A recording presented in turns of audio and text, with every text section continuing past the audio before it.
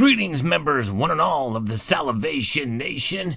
In this video, I'm going to talk about why gold and silver aren't soaring. Let's explore.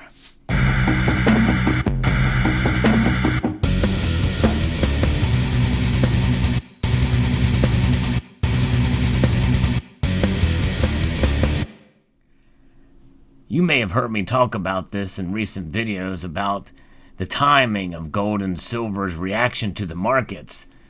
The markets are complex. It's very easy for us to simplify things or to blame the low prices for gold and silver on manipulation or suppression. We do know that manipulation does go on. We've documented on this channel for sure. But nonetheless, there's a lot of natural market forces at play, and they can be quite complex. And I'm going to talk about an article here from dailywealth.com that delves into this a little bit and gives us a slightly different perspective. But keep in mind that in history, we have seen this before where there is inflation, and usually gold and silver are slow to react to that inflation. So let's look into this a bit here. We have geopolitical tensions, obviously, that are occurring right now, especially with Russia and what they may be doing very soon in Ukraine with a massive buildup of troops. We also have China and their threat against the West in general and also against Taiwan. We know that inflation is the highest it's been in about 40 years. 7% inflation as I record this video. More likely that's not going to slow down anytime soon, even with rate hikes coming. Precious metals usually soar in these conditions, but with all that going on, they still are relatively flat in terms of meeting their recent highs. Now, gold has reached a recent high in August of 2020. There's different environments that the economy can experience. We have job levels, wages, consumer prices, and interest rates that all dictate which stage the economy is currently in and what could come next. The Federal Reserve, when they go on a spending spree after a crisis, what happens next is inflation and a devalued U.S. dollar. And at that point, precious metals typically start to outperform. We saw this after the dot-com bust in the early 2000s, after the Great Recession in 2009, and most recently after the March 2020 COVID-19 crash. Precious metals rally sharply in all three of these market environments. But lately, despite multi-decade highs in inflation, precious metals have yet to soar. The price of silver hasn't hit a new high since February 2021, which is about a year ago, and gold made its last high all the way back in August of 2020. Now we'll stop there because silver's high back in February 2021 is the last time it got there was in about 2016, and it wasn't its all-time high either. But it was a high for sure. And going back about the dot-com bust in the early 2000s, I didn't really know how much that had an effect on precious metals. We really didn't see that much of an effect. I kind of disagree with the article on that. But still, what gives, especially in this environment, and we have gone about a year with some inflationary pressures. It all boils down to the dollar.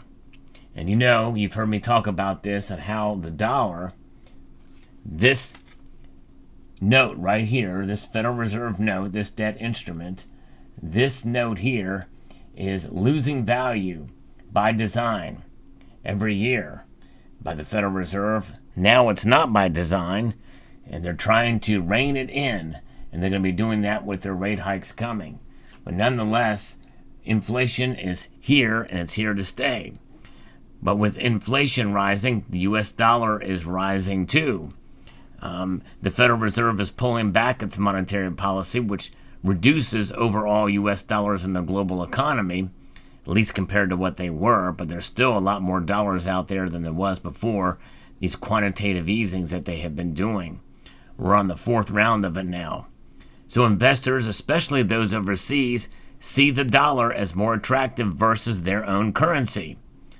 And again, that's a measure. It's a dollar index with a breadbasket of other currencies that the IMF monitors. And so when you have that, the dollar is the best dirty shirt in the pile of laundry with other shirts that are more dirty. It's still a dirty shirt. If there's less supply and high demand, prices will rise. When you're analyzing currencies, it's all about the relative value of one versus the other. Which currency has a higher interest rate, and what are the expectations going forward for each country? Gold and silver are no exception to this rule. Instead of getting bogged down with the nuances of currency analysis, there's something that's much more important, and that's price action. There's a couple of things to measure with the price action compared to other currencies. The Australian dollar, the British pound, and the euro. If we line those up, you can see how similar they are to the setup of precious metals. The Australian dollar had a February 2021 high, and the rise from early 2020 reflects the strength of the Australian dollar and the weakness of the US dollar. The top in February 2021 shows us that the US dollar is now strengthening. And then the British pound, kind of much the same type of thing, but a little bit later, and the same thing was happening there, but it was in June of last year that the dollar made it come back, contributing to the fall of the pound. And then in the euro, it lost considerable ground to the US dollar. All three currencies topped out last year as the US dollar began to strengthen. And then when you look at gold, we had an August of 2020 high, which, by the way, was the highest in nominal dollars ever in the history of pricing gold. And it had some strength off the 2020 low, but has since failed to make new highs. But again, it was a tall order to get back to where it was in August of 2020. But it did have a lower high in June of 2021.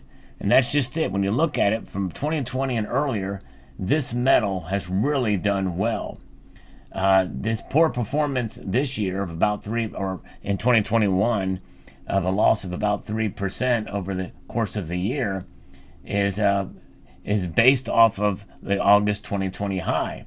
It's not really an accurate benchmark.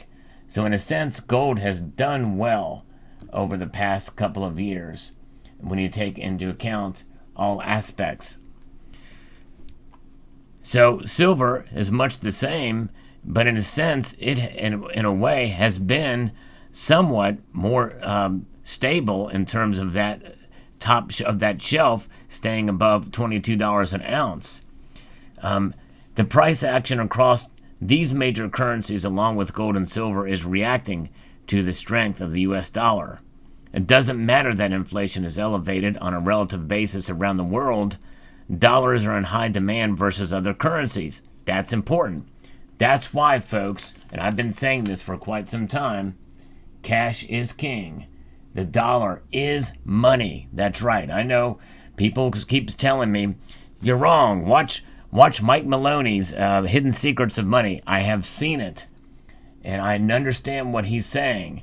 The thing that's missing from what defines money in terms of this dollar bill, this currency, is he does not give it the credit that it is due as a store of value. And make no mistake, the dollar is a store of value. It just so happens to be a store of value that is losing its value every year. We're seeing more evidence of that now than we have in the past 40 years with the Consumer Price Index.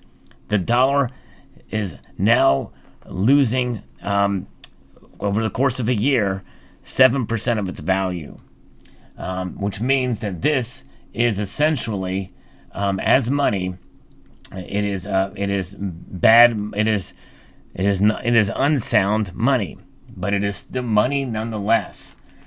Gold and silver are sound money, especially gold. one could make an argument that perhaps silver is not as sound as gold in terms of a monetary view because of its volatility. But nonetheless, silver, when you look at it before 2020, it is still up from that period of time. Is it keeping up with inflation? No, not at this point. But nonetheless, I believe its time will come too. So if you look at the long-term setup for gold and silver, and compared to the dollar, from the March 2020 low, both gold and silver and major currencies are still in an uptrend, technically speaking. But we have to be patient. And putting on a trade when markets like gold and silver are chopping around for months kind of isn't ideal in the paper world. But then again, it is volatile, and you can time your buys. And I encourage you to time the buys when there's dips, and we could still see some dips. We have to be patient. Sooner or later, something is going to give in one of these areas with these currencies. And if the Federal Reserve does raise rates and pull back and taper even more, that may still save the dollar until they can get this great reset going, which is something they've been talking about for years. But nonetheless, they've been emboldened with it, thinking that, hey, we got some time, and with every passing week that goes by, and they work on this great reset and these central bank digital currencies, well, we can go ahead and run this thing into the ground, or get closer to it, or be more emboldened with easy money, monetary policy. So essentially, it's all about the dollar when it's all said and done. But there is one thing you have to keep in mind with the dollar and how the dollar is measured. Gold and silver react to the dollar, but the dollar reacts to a lot of different things, in the economy. And there are cases, and we've seen it, we've talked about this before on this channel, that there are times when gold and silver react and go in the opposite direction of the dollar. And some of that could very well be due to supply and demand for gold and silver. There has been talk by the Silver Institute, Metals Focus, and others that silver will be in high demand this year and next year for green energy type of projects, electric vehicles, and the like. If that is something that will occur, if supply chains start to work themselves out, then we may see silver soar or skyrocket potentially if the demand drivers are there. Gold, by the way, very well could go up as well for a myriad of other reasons unrelated to the dollar index, especially if we see greater demand in India and China, and central banks continue to add gold to their coffers. I believe you will see that greater demand for the physical metal will see gold go up. Silver is a metal that has perplexed us and disappointed us, but also taught us a lot about patience and perseverance and timing. Timing your buys and even timing your sales too. So it's just a matter of keeping all that in mind. So that's why gold and silver aren't soaring. But I believe they could, and I believe they will.